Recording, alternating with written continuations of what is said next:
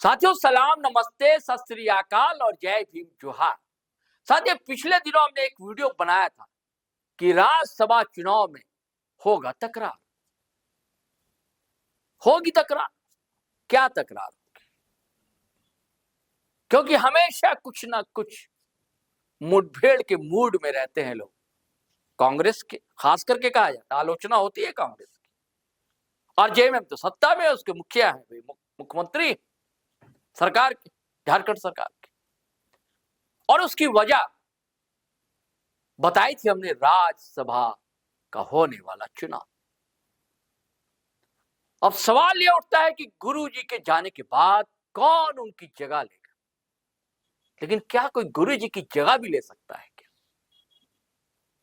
जगह तो उनकी नहीं ले सकता, लेकिन जो राज्यसभा में उनके जाने से जो एक पद रिक्त हुआ, जगह खाली हुई, उस जगह को किससे भरा जाएगा? कौन नेता है, कौन चेहरा है जो आएगा? या शिबू सोरेन के परिवार का ही कोई सदस्य होगा? ऐसी चर्चाएं आम है दोस्तों। पहले मैं आपको पूरी जानकारी बता दूं, मामला क्या है। देखिए, यहां से 6 राज्यसभा सदस्य चुने जाते हैं और फिलहाल 3 भाजपा और 3 जेडीयू। इस बार कांग्रेस से कोई है नहीं, कांग्रेस से लोग गए। जेएमएम से गुरुजी थे, डॉक्टर महुआ माझी है, साहित्यकार है, महिला आयोग के अध्यक्ष भी नहीं, वो है फिलहाल। और सरफराज अहमद, वही सरफराज अहमद जो गांडे से विधायक थे। लेकिन जब ये सवाल आया कि भाई कल्पना सोरेन कहां से चुनाव लड़ेंगी, क्योंकि हमेशा आपसे मैं ये सवाल उठाता हूं कि अजब विडंबना है कि कोई आदिवासी अगर इस स्टेट का, झारखंड का, असम चला जाता तो आदिवासी नहीं होता, एसटी नहीं कहा जाता। अब कल्पना मुर्मू सोरेन जो है, ये उड़ीसा की है मुर्ता, तो ये एसटी सीट से तो चुनाव लड़ नहीं सकती थी। तो सरफराज अहमद को से इस्तीफा दिलवाया गया और उन्हें राज्यसभा भेजा गया, सरफराज अहमद को। और गांडे से विधायक बने, यानी कि पहले गांडे के विधायक थे, उसके बाद अब राज्यसभा सदस्य जेएमएम से सरफराज अहमद। और भाजपा से भी 3 लोग, आदित्य साहू जो अभी भाजपा के वर्तमान झारखंड के अध्यक्ष है वो है, दीपक प्रकाश है और प्रदीप वर्मा है, 3 लोग। लेकिन भैया राजनीति जो होती है वो तो बड़ी उठापटक की चीज होती है। कहां कौन किसे पटक देगा, पटखनी दे देगा, किसका सितारा बुलंद हो जाएगा, और क्या वोट का जोड़ घटाव गणित होता है। और भारतीय जनता पार्टी इसमें एक्सपर्ट मानी जाती है। लेकिन अगर संख्या बल की बात की जाए दोस्तों, तो संख्या बल तो अभी इंडिया अलायंस के पास है और सबसे मजबूत दल है जेएमएम। 34 विधायकों की पार्टी है जेएमएम। कांग्रेस के पास 16 विधायक, 4 विधायक आरजेडी के और 2 लेफ्ट के। इतने हो जाते हैं, आप काउंट कर लीजिए। मोबाइल तो होगा आपका, खटाखट खटाखट नोट कर लीजिए। 34, 16, 4 और 2। और उधर एनडीए अलायंस जिसकी अगुवाई भारतीय जनता पार्टी करती है, 21 विधायक ही जीते हैं इस बार। आजसू से 1, जदयू से 1 यानी कि अपने सरयू राय साहब, और चिराग पासवान वाली लोजपा उससे 1। उधर महज 21 और 3, 34 एमएलए होते हैं। वोट की संख्या है नहीं, लेकिन दम्भ देखिए। प्रवक्ता है भाजपा के, कहते हैं कि अरे भैया समय आने दीजिए फिर क्या होगा, क्योंकि झारखंड हॉर्स ट्रेडिंग के लिए कुख्यात विख्यात जो कह लीजिए रहा है दोस्तों। बदनाम गर हुए तो क्या नाम ना होगा, ये स्थिति है। और इधर कांग्रेस भी, कांग्रेस के जैसे कि भाई केशव कमलेश महतो अध्यक्ष हैं, इनके प्रवक्ता है, ये भी ख्याली पुलाव पका रहे कि नहीं कांग्रेस से भी एक होना चाहिए।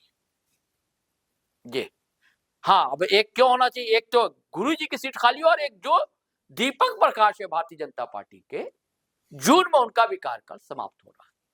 यानी कि 2 सीट रिक्त हो जाएगी, 2 के लिए चुनाव होने। अब गुरुजी जेएमएम किसको भेजेगा इसका बताऊंगा, मैं आपको बात बताऊंगा। और एक भारतीय जनता पार्टी दीपक प्रकाश वाली सीट खाली होगी।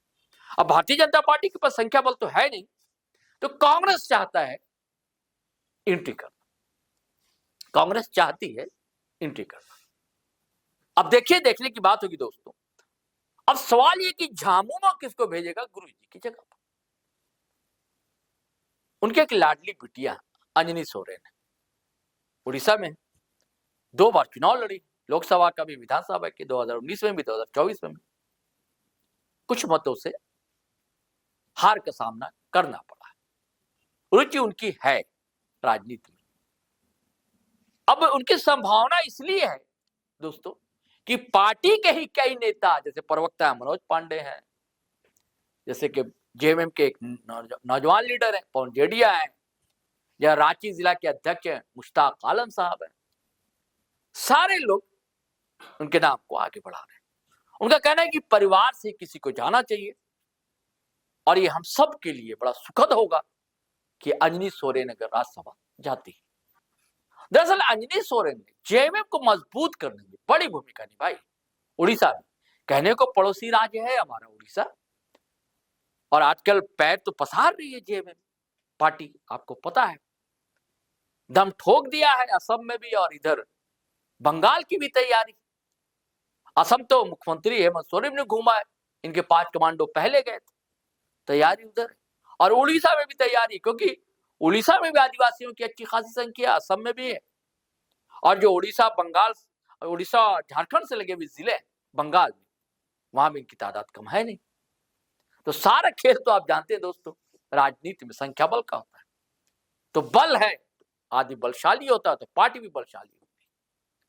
तो अंजना सोरेन ने जेएमएम को बलशाली तो बनाया है उड़ीसा में, तो इनका हक भी बनता है।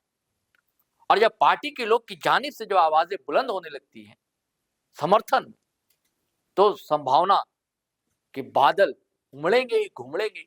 लेकिन अंतिम फैसला तो हेमंत सोरेन को लेना। अब हेमंत सोरेन फैसला लेते हैं, या जो परिवारवाद का जो आरोप लगता है वो झेल पाएंगे, या उससे मुक्ति की राह तलाशेंगे, ये कहने की बात है। देखिए क्या होता है।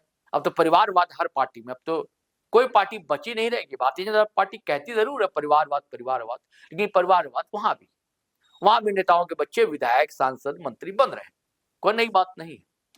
या उनके अलायंस के लोग बन रहे हैं, या जीतनराम मांझी की पार्टी कह लीजिए, चाहे चिराग पासवान वाली पार्टी कह लीजिए, कहीं भी, हर जगह लोग। चलिए साथियों, फिर हम नए वीडियो के साथ हाजिर रहेंगे। लेकिन आपसे गुजारिश है कि अगर आपने हमारे चैनल सब्सक्राइब नहीं किया तो कर लीजिए, फेसबुक पर भी आए साथियों, अच्छा लगेगा। और वीडियो हमेशा की तरह धड़ाधड़ फटाफट खटाखट शेयर कीजिए, लाइक कीजिए, कमेंट कीजिए।